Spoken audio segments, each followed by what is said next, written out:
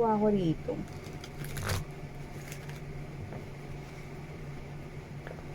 Parang ang feeling is yung nakakahilo.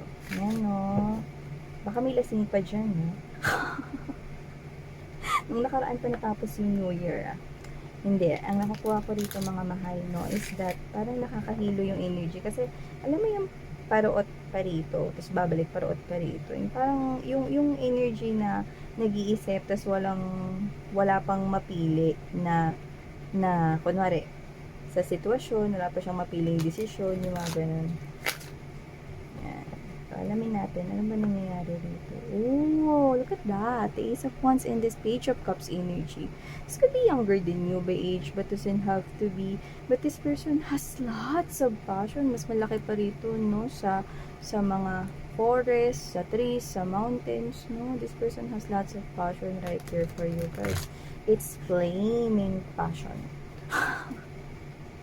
Let's see. Flaming passion with, wow, 10 of coins energy. This person's really serious, no? Talagang gusto niya magkaroon ng pamilya here with you. But with the Page of Cups, this could be also an energy of a new connection or someone new is coming, or baka recently mo lang na-meet. See? Or baka magpapakilala pa lamang, let's see. Oo, ito talaga yung nararamdaman niya ngayon, 10 of Wands. Kaya back and forth yung energy. Yan. Gathering information, wanting to know information, because this person here is nag-e-evolve ang feelings at nararamdaman niya sa'yo. You know what I love about Wands and Cups? Because Wands, it's that desire, flaming desire. Pag sinamahan mo ng Cups, ibig sabihin, no, desire that also comes with love and passion. So, buo. This person is, kaya lumabas, tinan mo, lumabas na naman, diba? So, kaya lumabas yung 10 of coins kanina, it is because this person here is really serious about you. Seryoso siya dito sa'yo.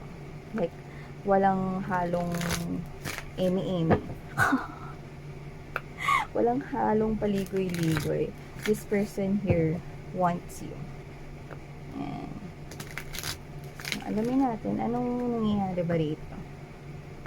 Tsaka ano ba yung parang nalilito siya na naguguluhan siya? Yun, nadala rin natin. Let's see.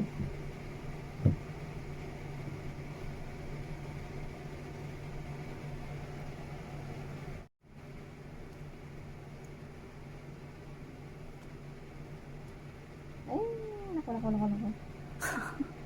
Naku. Yan. May manok. Naku.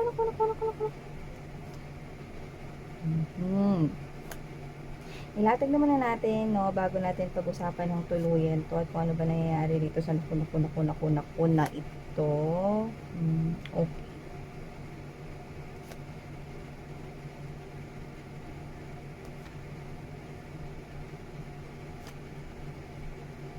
Nice.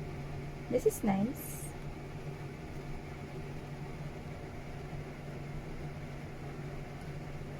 Wow. Seryoso talaga siya. Ayan. Seryoso talaga siya pagdating dito sa pakikipag-deal sa inyo. So, yun nga mga babes, no, bago natin simulan na reading na ito mga babes, reminders muna tayo na hindi po ito for everybody, okay? Just take how this resonates with you. Babae, lalaki, LGBT, lahat kayo welcome. You can flip roles if you want. And of course, hi and hello new subscribers. By the way, my name is Yan. Thank you so much sa pag-drop by nyo rito. At sana magstay kayo here with us sa aming community. At sa mga returning subscribers, yan. Hindi pa napapansin, returning subscribers. 2024 na, no? Yung iba, nakakatawa kasi kahit hindi nyo reading, no? Parang ginawa niya ng MMK or magpakailanman tong channel na to. Sinusubaybayan nyo na talaga ito. So, maraming salamat. Pero yun nga, no? Just take only what resonates, okay? Maraming thank you sa inyo. So, yun nga, pag-usapan na natin to, no? We have here this 9 of Swords energy, 4 of Swords energy. You know what? I'm getting this type of energy that this person here is actually one thing. Actually, desidido na siya. Okay? Decidido na, kasado na, no? This person here wants to come forward, tell you how he or she is feeling about you, or kung ano yung nararamdaman niya sa'yo right here. With the Page of Cups energy, this person could be someone here younger than you by age, but doesn't have to be. But with this one, I'm getting this kind of nervousness. No? Kinakabahan siya sa'yo. Lumalabas ka kasi dito bilang Queen of Wands energy. No? Your energy is so intimidating. Para sa kanya, no, napaka-high vibrational, no, ng iyong energy right here, no, to the point na nahihiya siya rito, no, na parang pag wala siyang dala, mga babes, no, or wala siya ritong magandang i-offer, no, parang anytime, ready ka rito na itsugi siya. Itsugi yung connection, no? Kasi, the Queen of Wands energy is giving out that type of energy wherein, alam mo kung ano yung gusto mong mangyari sa buhay mo. Alam mo rin kung ano yung mga desisyon mo na gusto mong gawin. And of course, pagdating sa love, no, pag hindi mo feel, cut na agad, 'di ba? So, kung sino man to, na energy na to, na this person finds you here na meron kang palabra de honor, isang salita right here. And sa paningin niya, super attracted siya sa'yo. Very attractive ka, you look sexy, yes, I'm getting that as well, no? So, regardless of how you look, yan ang nakikita ko dito, it doesn't matter. But to this person, you are so beautiful, yan, no? Or you are so handsome, no? Sa kanya ritong paningin. Like, wala siyang ibang nakikita dito, ikaw lamang. So, yeah. Wow! Okay? So, whoever this energy is, ready na siya, no, to spill the beans, okay, to tell you how he or she feels, no. Nag-overthink siya dito, nakakaloka, na bagay siya kanya yung kanta na ano, no, parang syungang kausapang tala at buwan. Oo, kasi nag-overthink siya, no? Kinakausap niya yung sarili niya, no? Yung iba, pwedeng literal na nagpa-practice pa to sa harap ng salamin, no? Kung ano yung mga dapat niya sabihin dito, tapos nakakaloka with the Seven of Cups energy, Queen of Wands, Page of Wands, Page of Cups energy, pero nabanggit ko yung Page of Wands, yun nga, kasi nga, Wands, no? These are passion, these are flaming emotions and feelings. Ready na kasi siya, no, to tell it to you and to offer you this love. Excited siya, but at the same time nervous, no? Parang gusto niya, may offer siya rito or may bit siya rito something na dapat, ano bang bibilin ko rito? Ano bang dapat kong orderin sa restaurant? Yung mga ganong bagay. Yung example lang yun. Ano ba? Carbonara ba? O ano? Alfredo? Fettuccine? Yung mga ganun-ganun yung order. Naguguluhan siya rito, no? Kaya ako nasabi yung ganun. Parang, kinakabahan siya, no? Siya to na parang, dahil sa mga pinag-iisip niya, no, na parang, ano bang dapat kong gawin? Ito ba dapat? Best ba to? Ito ba dapat yung piliin kong restaurant? O mas maganda to? O wag na lang kaya dito? Sa amusement park na lang kaya? O sa coffee shop na lang kaya? Hindi ko alam. Ganun siya. Nagaling yung nakikita ko sa energy niya, no? Kasi, this person here actually, no, kaya siya ganyan. Well, naiintindihan ko. Kasi gusto niya itong ibigay yung special, no? Naumpisa pa lang na mag-create na sa'yo, sa mind mo rito, no, ng special ang treatment niya sa'yo. Gusto niyang mag-iwan ng first impression sa'yo, okay, ng maganda talaga, no? Yung parang maaalala mo, mare-remember mo. So, it could be somewhat romantic, some kind of sweet, ganun yun, no? Unique touch, no, na parang maaalala mo siya, no? May sarili niya doon na parang creativity, ganun, gusto niyang isali yun. Kunwari, siya yung nag-set nung dinner date na yon, for example, no? Tapos siya yung nag-set up ng food, ano yung design ng table, what flower will he or she buy for you, yan, ganyan. Not ang gender, okay? I'm just citing an example, no, for you to be able to see na nag-overthink siya. But for you, mga mahal, well, I'm seeing right here, no, na for you kasi, actually, you're not looking into looks. Okay, you're not really looking into looks. Parang ikaw to na hindi mo pinaprioritize yung preference na, ay, dapat gwapo. Ay, dapat maganda. Yan, no?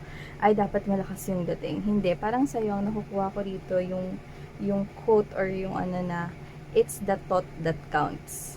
Yan. no? Thoughtful naman siya. So, it's the thought that counts right here, which is I do feel like, no, na whoever this in the, yan, alam mo, hindi ko alam kung ba't ko nakuha yun, no. Pwedeng reading nyo to, no, yung hinahanap nyo kung, pasintabi sa mga kumakain, no, hinahanap ninyo kung, ang tawag nito, yung feeling na parang may tinga kayo pero wala. Yung kunwari, no, nung bagong taon, di ba kumain kayo, no? O baka nung Pasko pa yan. Tapos hanggang ngayon, nararamdaman mo pa rin sa ipin mo, parang may tinga ka, pero wala naman. Toothbrush ka na, no, nag-dental floss, lahat-lahat na, no? Parang ano ba yun? Parang feeling ko may tinga ako. Ang weird nun, pero nakuha natin yun, maybe someone here specifically watching, no, na yun. Just take how this resonates, okay? Kung hindi, maganda yung toothbrush nyo. Binanggit natin kasi syempre, no, nakita natin, and also that is what your angels and spirit guides, no, na ibigay sa inyong clue, especially if you are having that kind of situation right now. So yeah, there you go. Let's go back here. So yun yung mga babes na nakita ko rito, na for you, it's the thought that counts. Yeah, regardless kung ikaw ay professional, regardless kung ikaw ay literal na physically attractive, maganda, gwapo, for you, looks, okay. Okay yung looks, okay, pero for you, it doesn't matter, lalo kung yung energy tong lalapit sa'yo rito. For you, it's the thought that counts. It's the pag-uugali that counts. It's the character. It's the personality. It's the behavior that counts. Yan, no? So, ito kasi, kaya siya ganyan, gusto kasi nga niya na itatak sa'yo rito, na maalala mo, no, na pag binanggit mo yung pangalan niya, no, yan, no, I heard bingo. So, maaring, kumain kayong bingo, o baka bingo yung pangalan niya, o nagsugal kayo, nagbibingo ka, no? Pero with that word bingo, ang pinaka nakuha ko, no, mga babes, no, na message doon is that, diba, kapag sinabi mo yung bingo, no, right, parang it's right, tama, no, parang tama ka, ganun. So, whatever the case may be, yan, no, nakikita ko rito na this person here is someone na ititreat ka ng tama, tatratuhin ka niya ng tama, no, at nakikita ko rito na kung sakali man na mas younger siya sa inyo by age, this person here, okay, will do everything na ipakita sa'yo na responsable siya rito.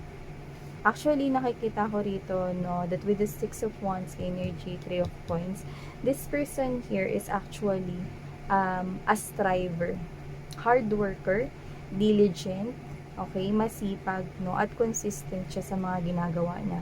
Hindi lang pagdating sa love, pagdating din sa trabaho. So, ibig sabihin, hindi siya mabilis magsawa, no, sa trabaho. Kasi may mga individuals, 'di ba, na sa umpisa lang sa trabaho, gusto nila yung trabaho nila, tapos sa katagalan, no, or baka wala pa nga isang buwan, no, they tend to get boring, mga ganun, nabobored sila, no.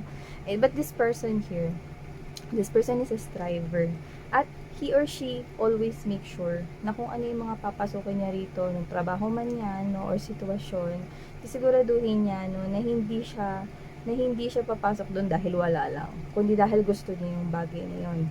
Pagdating din dito, syempre, sa love.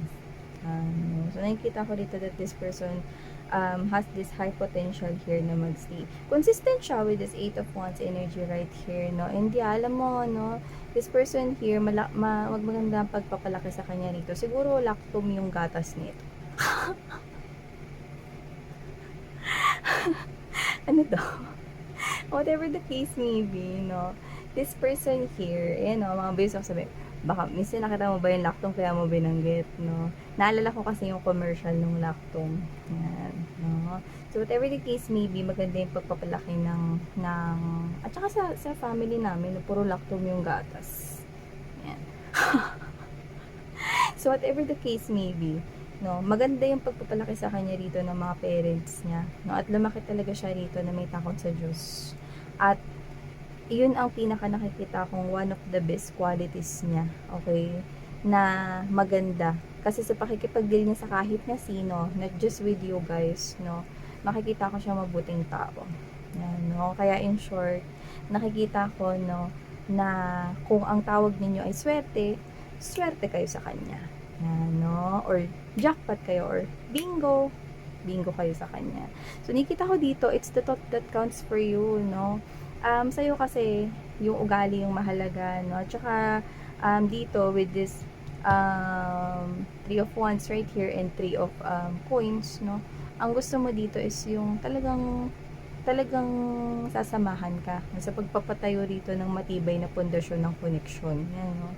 So, nakikita ko rito na pagdating sa pera, ang hanap mo rin kasi sa isang individual, no, is yung may pangarap na tinutupad. May pangarap na hindi lamang para sa kanya, kundi para sa inyong dalawa at sa magiging future family ninyo. Yun ang hanap mo sa isang love and relationship. Okay?